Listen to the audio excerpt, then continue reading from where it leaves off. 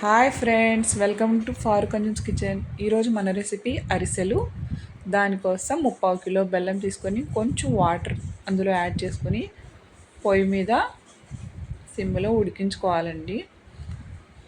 అరిసెల కోసం ముందుగానే ఒక డే అంతా నానబెట్టాలి. 1 కిలో రేషన్ బియ్యాన్ని నానబెట్టి ఆరబెట్టి దాన్ని వాటర్ లేకుండా మరపట్టించాలండి. పిండిని అది రెడీ చేసుకోవాలండి. ఎప్పుడు మనం అరిసెలకి కొంచెం ఎక్కువ పిండే మరపట్టించుకోవాలి.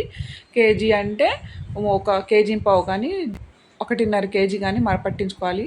చూడండి, ఇక్కడ మనకి బెల్లం పాకం వచ్చేసింది. ఇలా పట్టుకుంటే సెమీ సాఫ్ట్గా ఉండాలండి. మరీ ముదురుగా రాకూడదు, మెత్తగా ఉండాలి. మన పాకం రెడీ అయిపోయింది. స్టవ్ ఆఫ్ చేసి మరపట్టించుకున్న బియ్యం పిండిని మెల్లగా వేస్తూ కలపాలి. ఈ బియ్యం పిండిని జల్లెడ పట్టించాలండి. మరపట్టించిన తర్వాత దానిలో ఏమన్నా ఉంటే క్లియర్ అయిపోతాయి. ఇప్పుడు ఇవి కలుపుతూ ఉండగానే మధ్యలో నువ్వులు యాడ్ చేసుకోవాలి, ఇలాచీ పౌడర్ యాడ్ చేసుకుని లాస్ట్లో ఇట్లా గట్టిపడంగానే నెయ్యి యాడ్ చేసుకోవాలి. ఇప్పుడు ఒక కడాయిలో నెయ్యి కానీ నూనె కానీ లేకపోతే సగం నెయ్యి సగం నూనె కానీ యాడ్ చేసుకోవాలి. డీప్ ఫ్రైకి ఆయిల్ రెడీ చేసుకోవాలి.